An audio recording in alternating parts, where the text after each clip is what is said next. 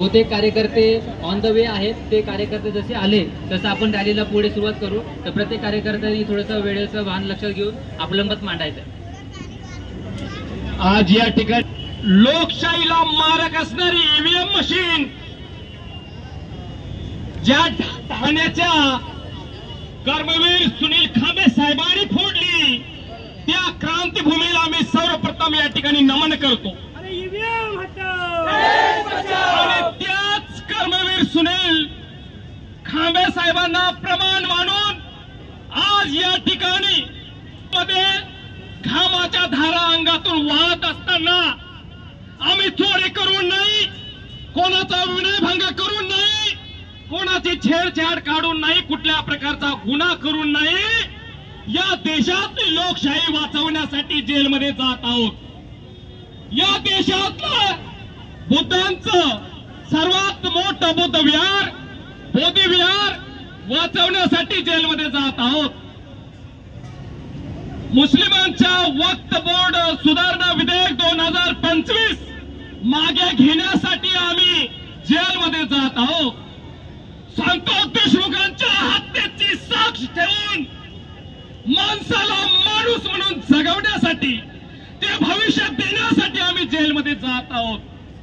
ज्या सोमनाथ सूर्यवंशीनं या ठिकाणी या महाराष्ट्रामध्ये लॉच्या विद्यार्थ्याला पोलीस कस्टडीमध्ये या ठिकाणी मरण आलं, शहीद झालं, त्या शहीदाला सलाम करण्यासाठी जेलमध्ये जात आहोत। 1949 चा बोधी विहार टेम्पल काळा कायदा, या काळ्या कायद्याच्या विरोधामध्ये आम्ही जेलमध्ये जात आहोत।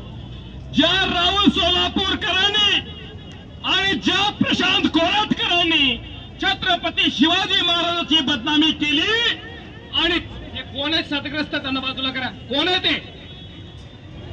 या महाराष्ट्रामध्ये राहायचं असेल तर शिवाजी महाराज, शाहू फुले आंबेडकर यांचं नाव घ्यावं लागेल, आणि जे नाव घेणार नाही या महाराष्ट्रामध्ये आणि या देशामध्ये देशद्रोह ठरतील।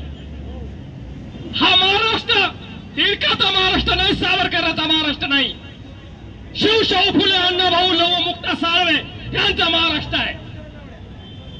म्हणून ह्या महापुरुषाची ज्या लोकांनी बदनामी केली, या महाराष्ट्राचं दुर्दैव जे आहे, ज्या इंद्रजित सावंतांनी छत्रपती शिवाजी महाराजांचा गौरवशाली मूलनिवासी इतिहास, बहुजन इतिहास तुमच्या आमच्या लेकराला शिकायची संधी दिली, त्या इंद्रजित सावंताला प्रशांत कोराटकर कडून धमकी दिल्यानंतर नियम असा आहे, ज्या माणसाला धमकी दिली त्या माणसाला पोलीस संरक्षण सरकारनं दिलं पाहिजे। परंतु इंद्रजित सावंतांना पोलीस संरक्षण नाही दिलं, पण ज्यांना धमकी दिली त्या प्रशांत कोराटकरला त्या ठिकाणी त्यांनी पोलीस सिक्युरिटी दिली। ज्या राहुल सोलापूरकरनं शिवाजी महाराजांची बदनामी केली, त्या राहुल सोलापूरकरला पुणे महानगरपालिकेच्या सांस्कृतिक धोरण निर्धारण समितीचा सल्लागार म्हणून निवड केली। म्हणजे आमच्या जखमेवर मीठ चोळण्याचं काम या महाराष्ट्रामध्ये होत आहे। एक मुद्दा लपवण्यासाठी दुसरा मुद्दा उभा केला जातो। ईव्हीएम मशीनच्या माध्यमातून या ठिकाणचं सरकार निवडून आल्यानंतर या महाराष्ट्रामध्ये शोक कळा पसरली। कुठल्या प्रकारचं सेलिब्रेशन नाही, कुठल्या आमदाराच्या घराच्या समोर सेलिब्रेशन नाही। सरकार बनवायला तुम्हाला 45 दिवस लागतात, कारण लोकांचा रोष ईव्हीएम मशीनच्या विरोधामध्ये होता, आणि मार्कडवाडीमध्ये ईव्हीएम मशीनच्या विरोधामध्ये मोठा त्या ठिकाणी ग्रामपंचायतीच्या वतीनं प्रस्ताव पारित केला। हे मार्कडवाडीचं लोन महाराष्ट्रामध्ये पसरत असताना तो मुद्दा डायव्हर्ट करण्यासाठी संतोष देशमुखांचा हत्याकांड घडवून आणला। संतोष देशमुखांचा हत्याकांड घडवल्यानंतर